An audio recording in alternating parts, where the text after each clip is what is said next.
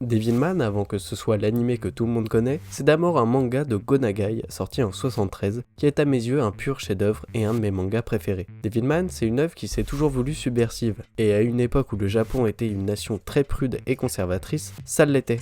Ultra-violence, sexe, côté politique assumé, et un des premiers personnages ouvertement homosexuels du manga. Et la subversion, ça a toujours fait partie de la carrière de Go Nagai, puisque en plus d'être le mec qui a inventé le genre du robot géant, il a aussi inventé le ecchi, et donc grandement contribué à l'essor du hentai.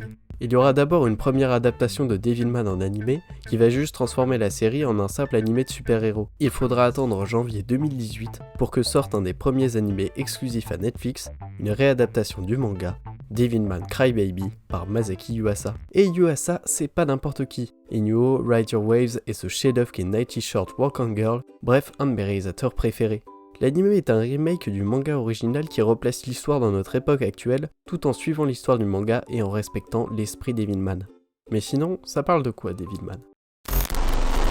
Akira Fudo est un lycéen un peu moyen qui vit dans la famille des amis de ses parents, car ses parents travaillent à l'étranger. Un jour, son ami Ryo Asuka vient lui demander son aide. En effet, Ryo a découvert que les démons qui peuplaient la Terre avant viennent de se réveiller et qu'ils commencent à s'infiltrer parmi les humains en les possédant dans le but de reprendre leur place d'espèce dominante. Le seul moyen de les combattre étant de devenir un démon, Akira arrive alors à se faire posséder et à contrôler le démon Amon, et devient ainsi un être mi-humain, mi-démon, Devilman. Après une première partie de l'œuvre pendant laquelle on va suivre les combats de Devilman contre des démons, partie qui est quand même super cool parce que c'est Devilman, l'œuvre va vraiment se révéler dans sa deuxième partie. Dans la deuxième partie, les démons vont réellement commencer l'assaut sur l'humanité. Ils vont alors utiliser les faiblesses des humains pour les faire s'auto-détruire. Seulement en possédant plein d'humains, les démons ont aussi créé plein d'autres Devilman.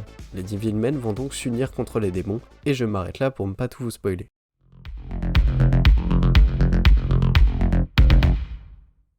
Quand même, sortir Devilman en 73 au Japon, fallait oser. Parce que plus qu'un manga qui parle de sexe et de violence, Devilman est une histoire qui parle de racisme, de pacifisme et plus généralement de compréhension et d'empathie. Et Devilman parle bien sûr de la marginalité. Dans Devilman, ce n'est pas pour rien que les Devilmen et leurs alliés soient des gens oubliés, des orphelins, des homosexuels, des métis, des personnes harcelées. Et c'est normal que Go Nagai propose comme combattants de l'oppression humaine des gens qui vivent dans l'oppression. Et la réponse à cette oppression, c'est la compréhension et l'empathie. Dans Devilman Crybaby, Akira est quelqu'un de super empathique, qui pleure dès qu'il voit une personne triste. Il ira même jusqu'à devenir une figure christique, pleurant pour le pardon des autres. Et le personnage qui incarne le mieux la compréhension, c'est Miki Makimura. Miki va, dans une des scènes les plus touchantes de l'anime, partager sur les réseaux sociaux un témoignage sur son ami Akira Fudo, dont l'identité secrète vient d'être révélée. Elle appelle à comprendre les autres et se mettre à leur place, et soulève alors les Devilmen du monde entier. Devilman nous dit que si vous vous êtes déjà senti exclu et différent, alors vous êtes aussi un Devilman, et vous n'êtes pas seul.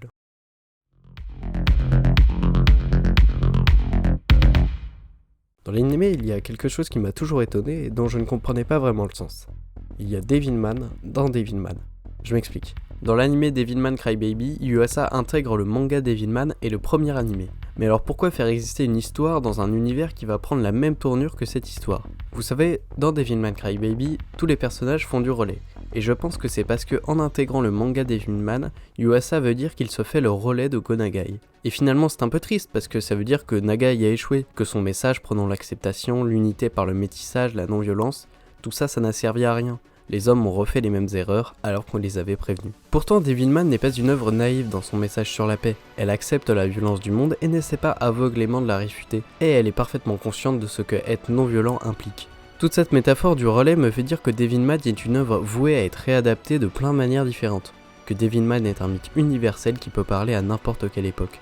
Et peut-être qu'ainsi Devilman nous appartient, et que nous continuerons à passer le relais encore et encore pour que le message de Nagai ne se perde pas. Alors à tous les Devilmen, sachez que le pouvoir vous appartient de faire vivre ce message et de faire vivre cette œuvre, et qu'ensemble, nous sommes Devilman.